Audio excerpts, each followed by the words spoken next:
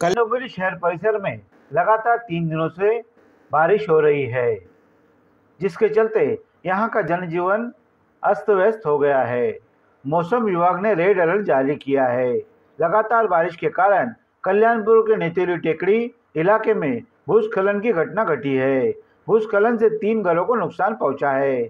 सौभाग्य से इस घटना में कोई जनहानि नहीं हुई है, लेकिन झोपड़ियों का नुकसान हुआ है।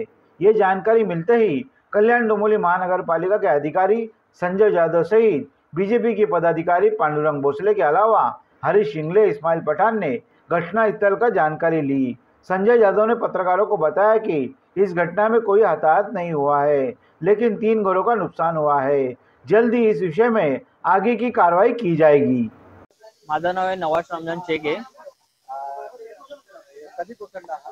हे 3-2:30ची गोष्ट आहे। 3-2:30 वाजताची जे पाऊस होता ना तेव्हा झालेला आहे आणि वरतून बादल हे पाऊस पडताना माती पूर्ण वरतून ढसळलेली आहे आणि 2-3 रूमाचं नुकसान झालेलं आहे इथे। आणि आतमध्ये सध्या तर कोणी नव्हतं आणि एका रूम मध्ये होतं तर याला आम्ही काढून टाकले। मार लागला का? नाही मार वगैरे काय पण नाही लागलंय। माझं नाव आहे पुन्हा नवाज रमजान शेख आहे। मी राहायला इथेच राहतो, नेतुलीला, जय भवानी नगर। पूर्णिमा श्रीराम। हाँ, 2 भाई हम लोग रहते सब। घर गिरा को कब पता चला? हम डीपी साहब तो फोन कहिए बाजू वाले तो मालूम पड़ा। कितने घरों का नुकसान हुआ? 2 घर के इधर, एक इधर, 3 घर। आपका क्या क्या नुकसान? उसमें वही गुदड़ा गुर्दी बर्तन वर्तन यही सब। हम लोग तो गरीब आदमी है, फ्रिज व्रिज ये सब है नहीं, सब चीज़।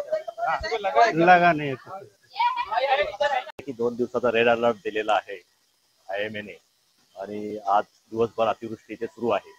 नेतेवली परिसरामध्ये टेकडीच्या खाली बऱ्याचशा झोपड्या, चाळीवाल्या झोपड्या आहेत।